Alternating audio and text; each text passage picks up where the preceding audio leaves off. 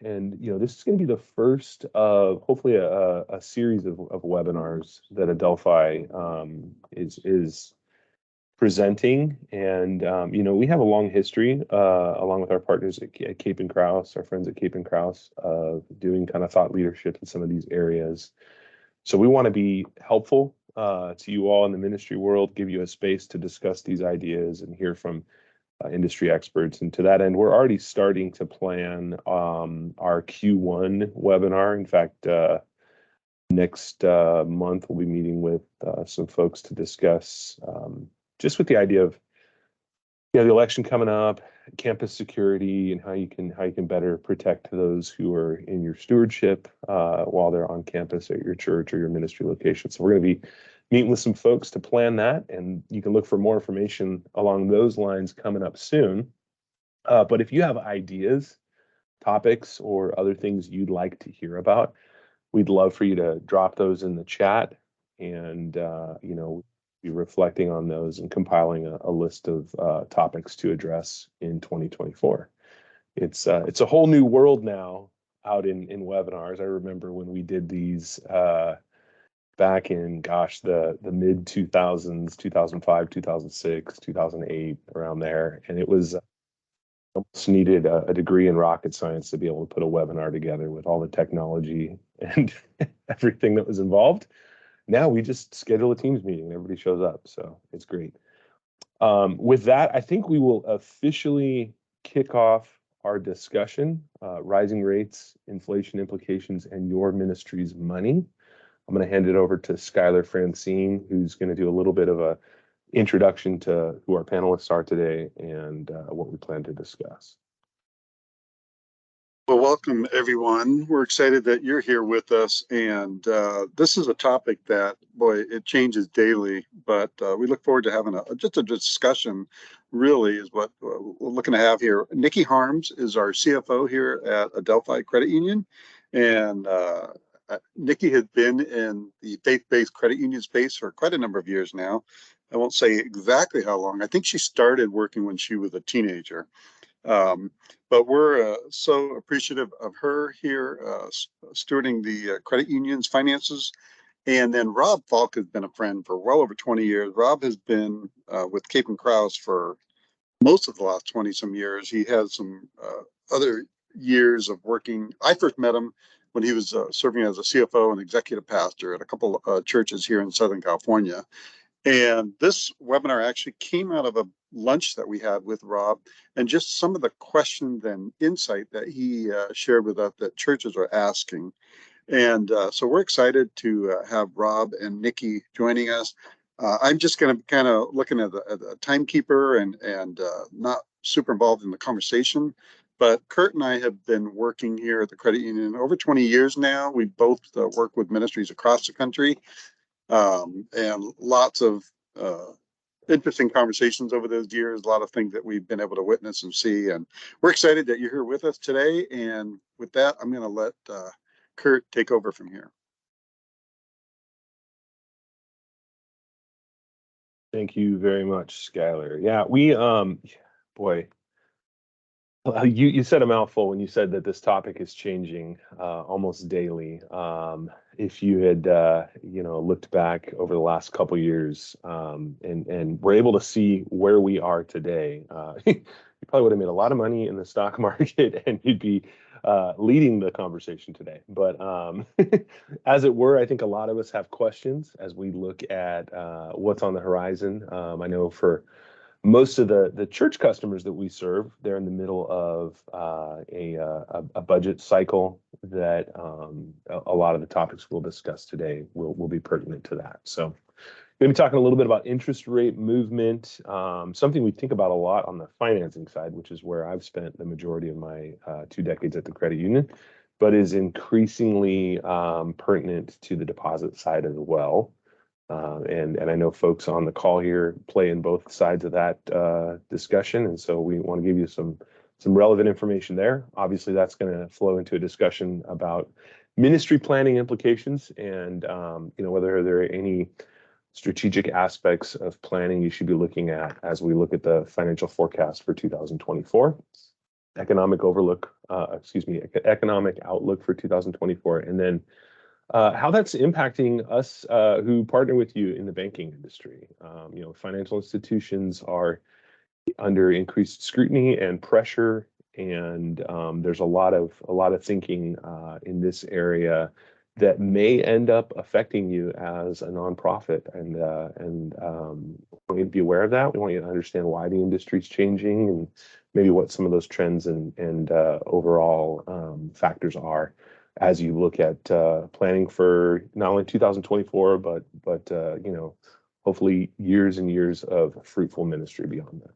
So with that, we'll kind of kick off the discussion. Rob, this is really an area that, as Schuyler had mentioned, you're starting to hear things from churches and also denominational leaders about what's been going on out there in the marketplace, and that really prompted our call today. So if you wouldn't mind just giving a little bit of an overview of what some of those themes are, what are the questions you're hearing, and then we can chime in and address some of those as you bring them up.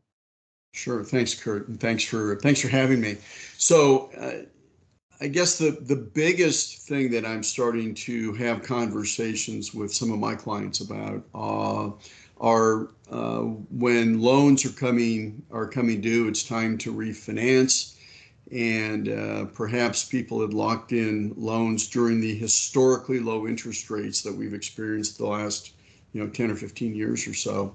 And as they look at a refi, all of a sudden those rates are gonna jump up, anywhere from 1 to 3 points, and that can have a significant impact, especially in churches, but even other ministries. So just as an example, if most lenders, or many lenders anyway, will loan up to 3 times a church's unrestricted giving. And so if you've got a church that's got, say, a little over $3 million in giving, they could have a $10 million loan out there. So to make the numbers easy, if you've got a $10 million loan and you've got $4 million in revenue, your interest rate jumps 2%. If my math is any good, that's $200,000 a year. On a $4 million budget, that's 5%. Most churches don't have a 5% cushion in their budget, so they're going to have to be making some pretty significant decisions about how they're going to make that work as they refinance. So that's something that they really need to be thinking about. Sort of on the flip side, for those that do have some excess cash, maybe they've done a capital campaign or they've got some reserves, and they're looking how they can maximize that and be good stewards of those funds. And so they're looking at how can we take advantage of when the rates, we had maybe we had our money in a savings account at a bank, and we're getting point nothing over nothing as a return on that. And now you're looking at some of the places where you can look at some of the CD rates of 4.5%, 5% maybe. And so they're looking at how can we maximize the return on that, and what does that look like? Yeah, that's such a good point. The comment I heard this morning that I really appreciated was, if you want to think about the economic outlook for next year, think about unprecedented times unprecedented equals unprecedented, right? So we have this unprecedented period of historically low interest rates, and now we're climbing out of that, seeing some pretty unprecedented growth in terms of deposit rates. And that's leading us to this choke point that you're talking about, Rob, where, boy, if people aren't stress testing, that's a word we like to use around the credit union, stress testing what their financial outcomes will be when that loan comes to maturity, there's going to be some real heartburn around, how do we plan for what nominally may seem like a 1% or 2% increase on a financing tool, like you said, could be 5 to 10% of your budget if you're not careful about that. So that's something we continue to kind of regularly be looking at. Nicki, I know as you've led, obviously, in your time here at AdelFi, and then previous organizations as well, these are things that are constantly on your horizon, constantly on your mind. What would be something that you would like to add to the conversation just around stress testing and just kind of economic outlook and how ministries ought to be planning more from a strategic standpoint around that. Mm-hmm. Yeah, I mean, I think as a ministry, you know, I'm not running a ministry per se, but I attend a ministry, I attend a church. And so I think from a ministry perspective is having that insight as to what is it going to look like when our loan does come up for renewal. Most church loans, if you have one on your real estate, has a balloon maturity. And I think understanding what that means for you and I really suggest calling your lender, even if your loan isn't coming due in the next year or in the next 12 months. I would suggest calling and talking with Kurt. He would be the type of person I would suggest giving a call, talking about your situation, understand what it could look like. He talked about stress testing. Stress testing is getting the range of possibilities quantified, so that you understand its implications for your ministry. So I highly suggest getting insight into that with the professionals that work for your financial institution. And also in that process, they will provide advice to you as you prepare. What are the things that as a financial institution we will look for at that renewal time?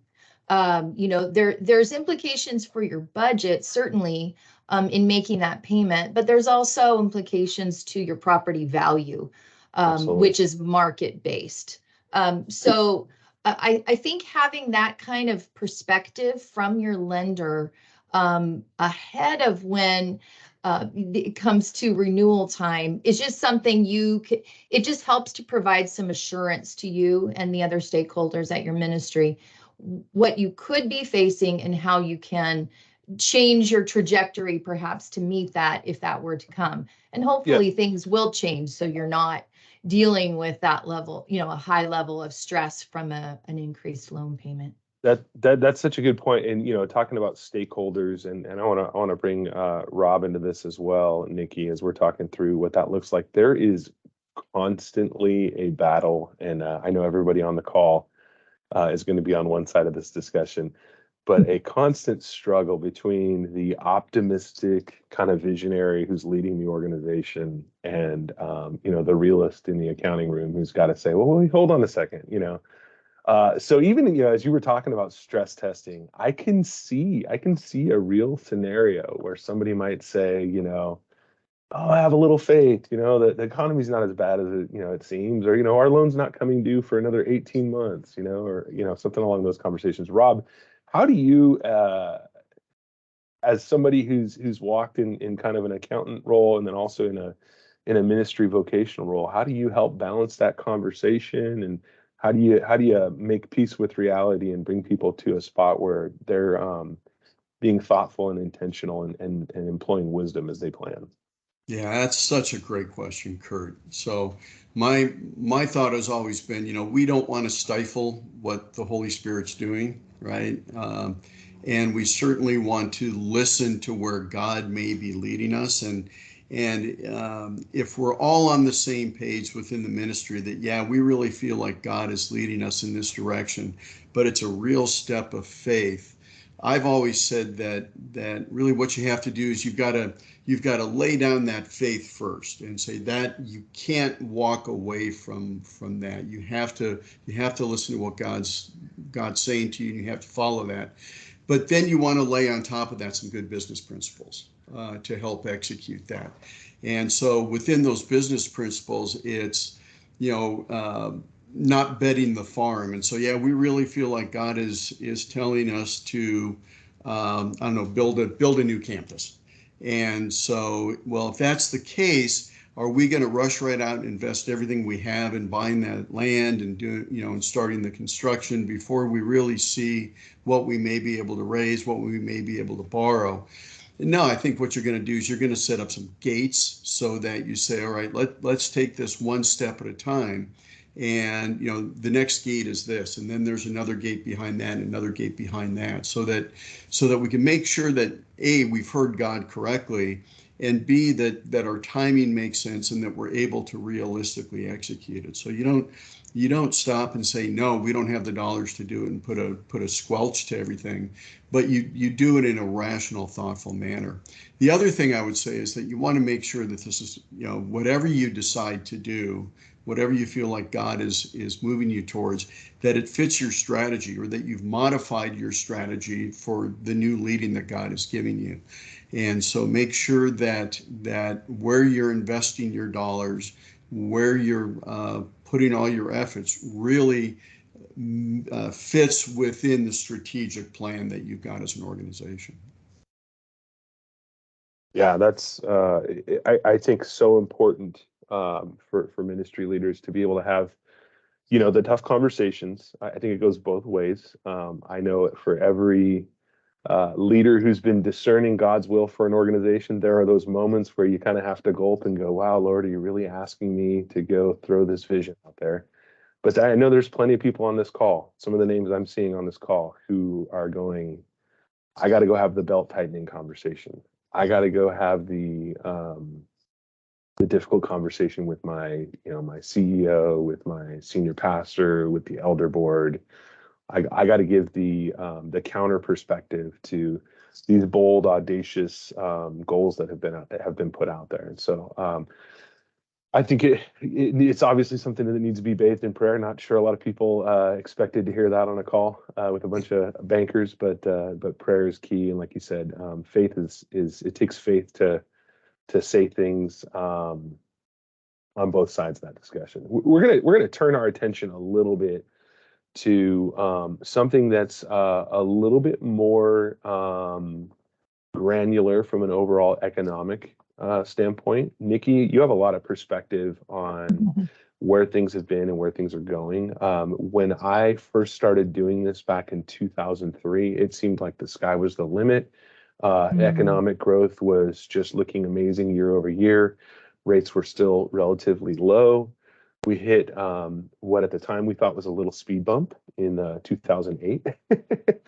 Turned out to be a decade-long speed bump. But one of my favorite conversations that I ever had with a ministry leader was coming out of 2008 when the financial crisis was happening. Is they said, we're just looking at flat is the new growth. If we can get year over year the same kind of attendance numbers, economic numbers, financial indicators that we had the year before, we consider that a win. And so I don't know what that looks like in an economy that's experiencing inflation, that's got some of the dynamics we have. And I'm sure we're not even aware of what that pithy statement will be that comes out of this. But you've got a perspective as you've transitioned over to AdelFi in the last year in the middle of some challenging economic external indicators. What are you seeing looking forward to 2024 and beyond? And I'll ask that question with the caveat that geopolitically, all of this could change overnight. Right.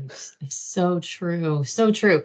Yeah, I'll preface this as I'm not an economist by trade, but I do a lot of study of what economists are saying. I'll say there's probably as many economists saying things are going to get worse as they're saying that we will have a soft landing. I read not long ago that you were talking about 2008.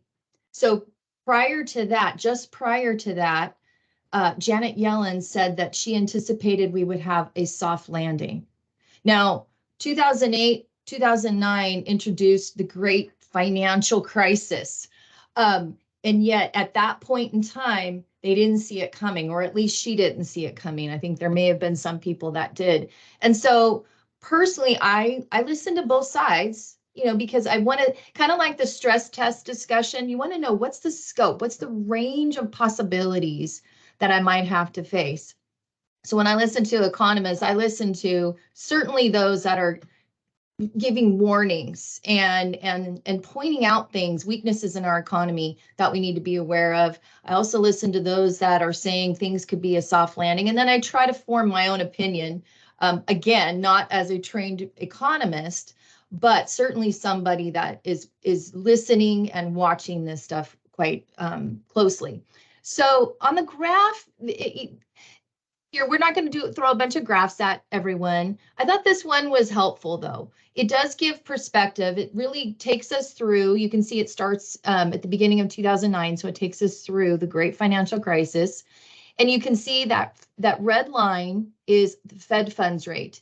That is basically one of two tools that the Federal Reserve has to control the economy is the Fed funds rate. That's the rate of interest that banks charge one another to borrow overnight, and the Fed is that intermediary that handles that. And then they also have the other tool the Fed has is buying and selling bonds. So they're using their own balance sheet to kind of control the flow of that. So the Fed funds is the main way that they're trying to slow the economy down and slow the rate of inflation. But if you take a look at this, back in 2009, that red line sat at 25 basis points percent, 0.25% for a number of years. That is historically extremely low. And you can see that going into 2016, the Fed started to try to bring this rate up. You can see in little stair steps, and they made a valiant effort to do so. Was not able to do that in 2019. And then, of course, 2020, what really hampered it was the pandemic. So the pandemic hits, they retract, bring that red line, that Fed funds rate back to where it was to kind of settle nerves and allow us to get through that time of great uncertainty during the pandemic. And now you look at 2022, you take the low point of that red line to the top point, that's 5.25%, or 525 basis points is what we would term it in the banking world. That is the largest increase and the sharpest increase over a very short period of time. So this is the tool that the Fed is using to try to control inflation. And basically they've tried to bring it up to a point where you hear about soft landing. They don't want to break something in the economy, but at the same time, what are the unintended consequences of the rate going up like this? There are unintended consequences, and we just talked about it a few moments ago for you and your ministry. If you have a loan, this is impacting you, and could, if you have that renewal date coming. And so this is. So for the banking side of things, certainly Fed funds impacts the banking world because it impacts the rates that we will charge on loans to our members and the rate of interest that we pay. But I want to point out a couple of things. So where the blue line is the 10-year treasury. So that's the long-term interest rates that the market is paying. And you can see that there's a point in time in 2019 where the red line goes above the blue line. Basically, if you've ever heard of an inverted yield curve, that's that inflection point where short-term overnight rates, the red line, is higher than what you would get in a long-term investment, hence the blue line. And so for a very short period of time, it inverted. And then you can see it come back down in 2020, where the red line stays very low. Now the Fed has ramped up the Fed funds rate so much to the degree that you can see currently we are in a very inverted yield curve situation where you can get much higher interest rate on overnight funds than you can on a 10-year investment, which is just not normal and it's not sustainable.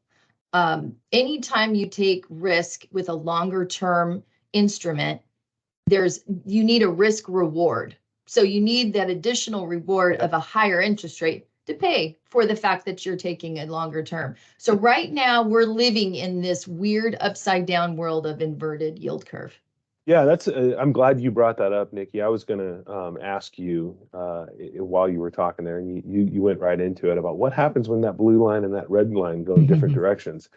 And just to kind of boil it down even to simpler terms, because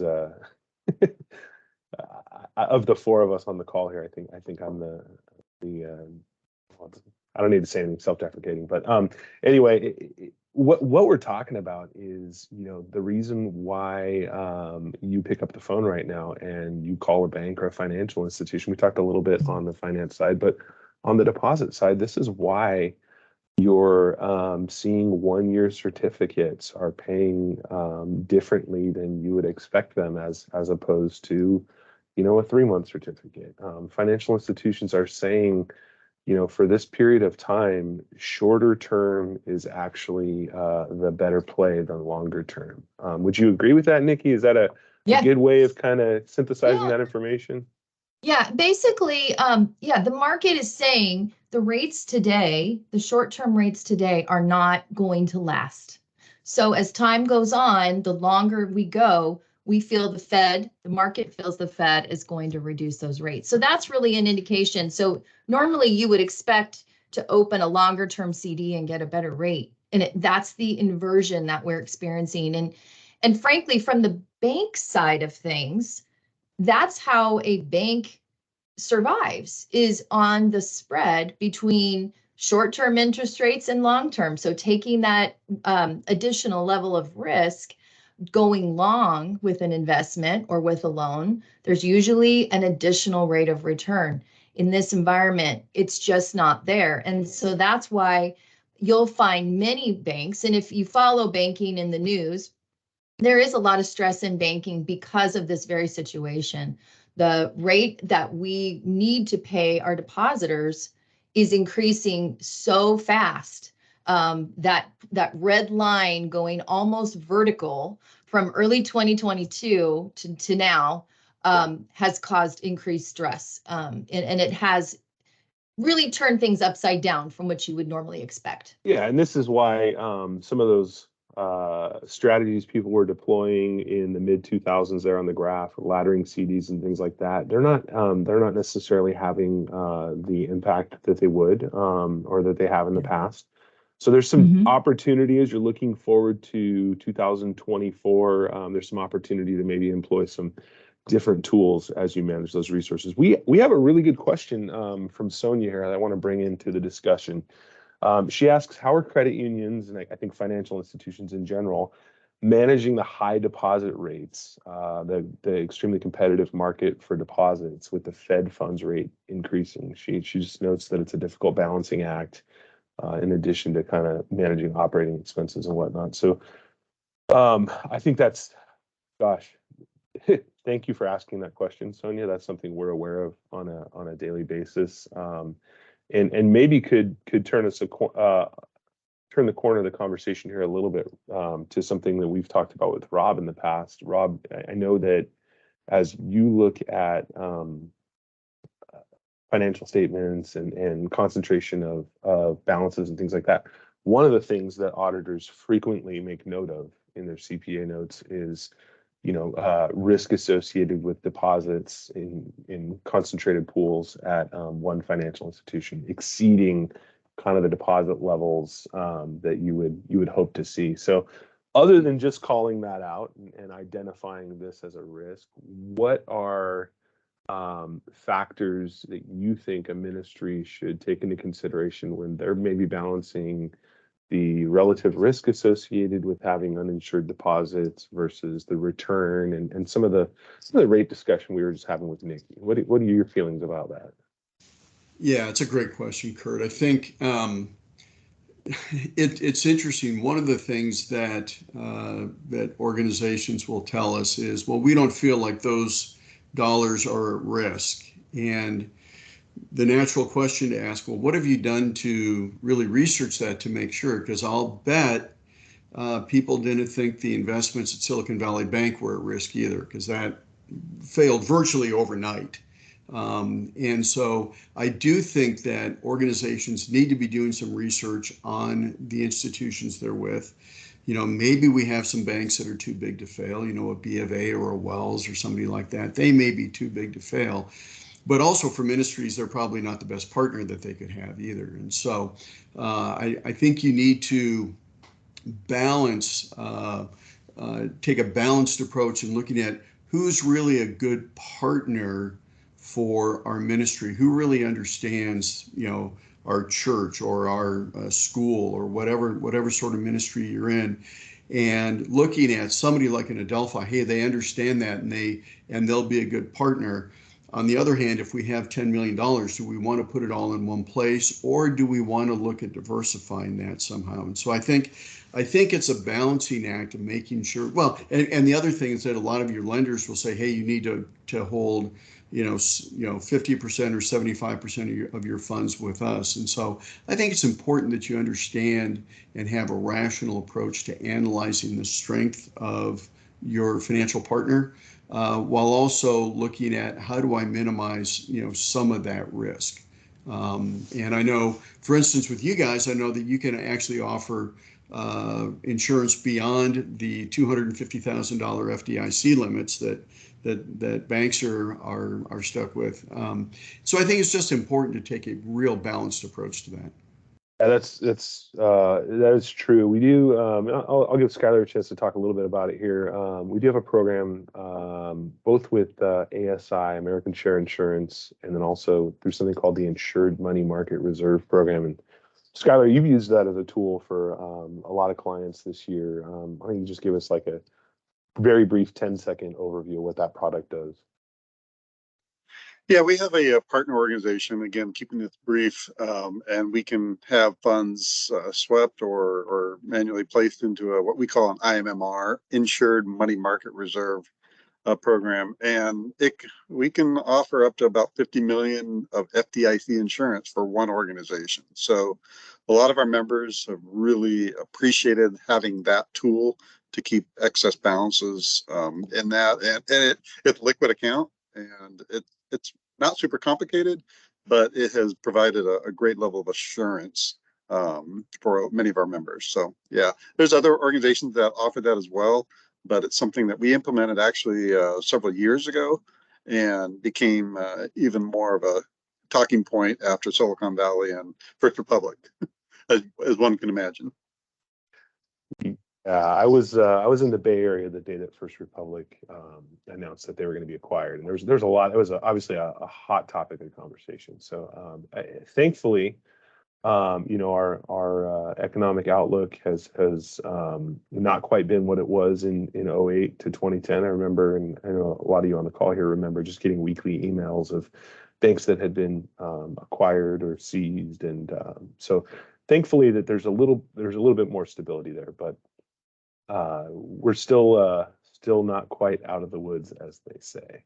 Well, we're going to turn our attention just to kind of some closing comments. We want to be mindful of everybody's time.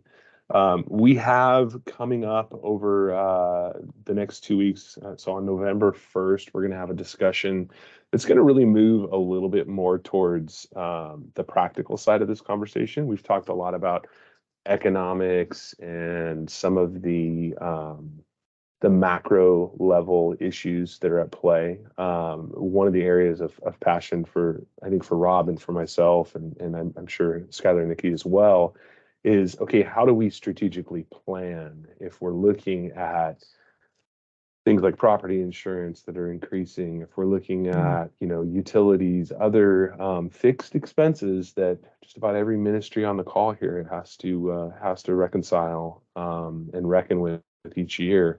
What are some things we can do to start to build that into our cadence of discussion in our accounting process, also in our budgeting season, and things like that? And then how do we, something I'm increasingly more sensitive to, is how do we, as the leadership of an organization, carry a message to our core constituents, whether it's donors and tithers at a church, or whether it's people who are supporting a parachurch organization or a ministry.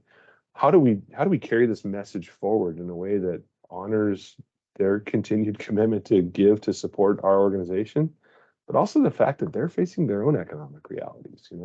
People are challenged all around, and so we're going to talk a little bit more about that next time, if you join us on November 1st. And boy, if everybody who was on the call today wanted to bring a friend, that would just make for a wonderful time. We could have a big party on the call here. But we appreciate you guys, and thank everybody for joining us today. Like I said, we will absolutely have a video of this that'll be sent out, and we'll try to get the slides sent out as well. Does anybody want to add anything from our panelists, Rob or Nicki or Schuyler? Do you guys want to add anything before we wrap up? Yeah, just for me, Kurt, I just think that what we're going to talk about on November 1st is really where the rubber meets the road.